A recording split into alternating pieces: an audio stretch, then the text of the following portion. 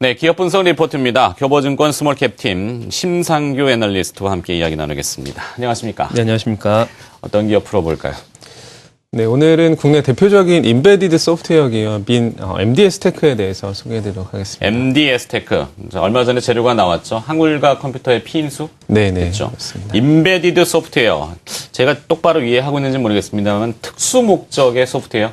네, 맞습니다. 인베디드 말 그대로 채용되는 그냥 소프트웨어라고 보시면 될 것 같고요.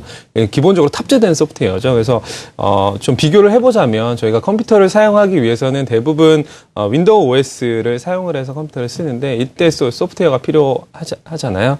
이와 비슷하게 다양한 전자제품을 사용하기 위해서도 이 전자제품을 구동하기 위한 소프트웨어가 필요한데 다양한 가전제품이 아니라 다양한 전자기구들, 이런 것들을, 이에 주로 사용되는 것들을 인베디드 소프트웨어라고 좀 보시면 될 것 같습니다. 네.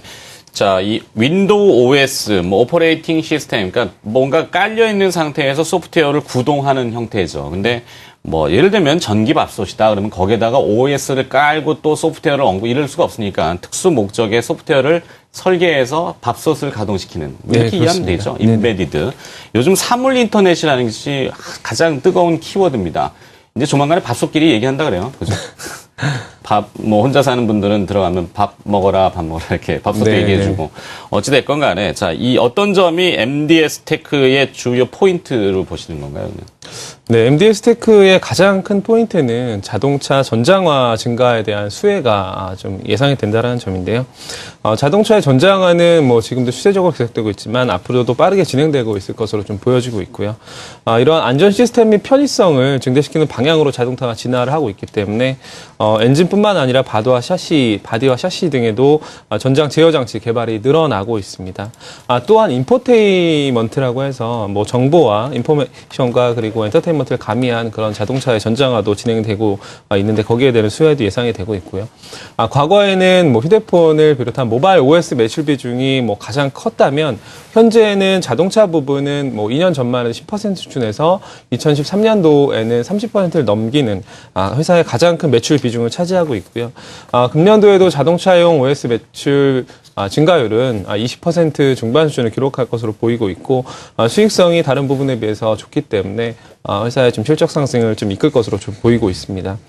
두 번째 투자 포인트 부분은 국방항공 OS의 국산화 수혜가 예상이 된다는 점인데요. 국방항공이요? 네, 그렇습니다. 국방 무기 체계라든가 아니면 항공 부분에 들어가는 OS 이 부분인데 이 부분은 사실은 글로벌 기업인 윈드리버라고 하는 부분 회사가 거의 독점적으로 국내에서도 점유율을 차지하고 있고요. 그만큼 좀 중요한 그런 사업 부분이고 고도의 기술이 필요하기 때문이라고 좀 보이고 있는데 MDS테크 같은 경우에는 국내 최초로 국방항공용 운용 체계인 알토스라는 부분을 국산화 개발한 바 있고요.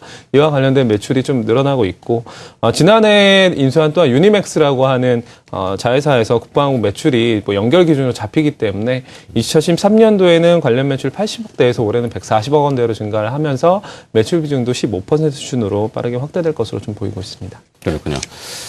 자, 기존에 있던 그 내용들을 조금 틀어봐야 되겠군요. 우리가 한글과 컴퓨터 그러면은 사실 오피스 이 소프트웨어 기업으로 인식이 강한데 사실 이번에 MDS테크를 인수하면서 소프트포럼이라는 또 지주 형태의 회사가 있지 않습니까?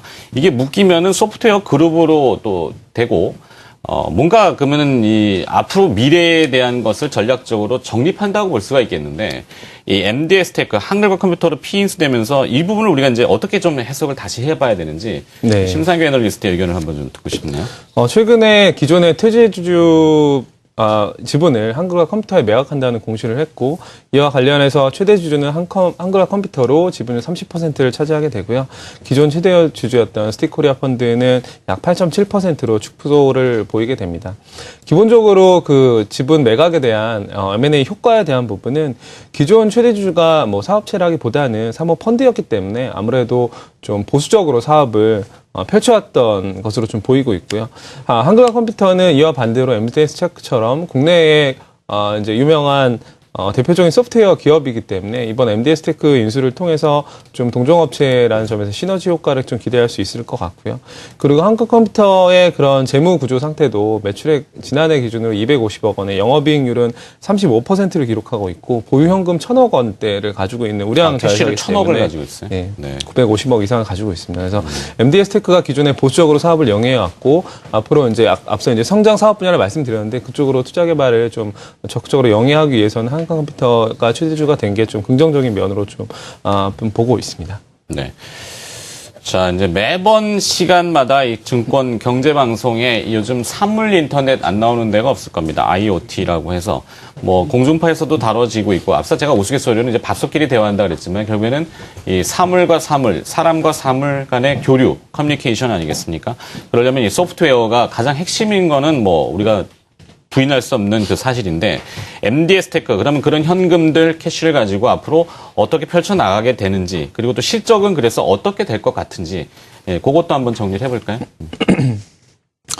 지난해 실적 기준으로는 연간 매출액, 연결 매출액 837억 원에 영업이익은 91억 원을 기록을 했고요. 올해는 연결 매출액 970억 원에 영업이익은 120억 원을 전망을 하고 있습니다.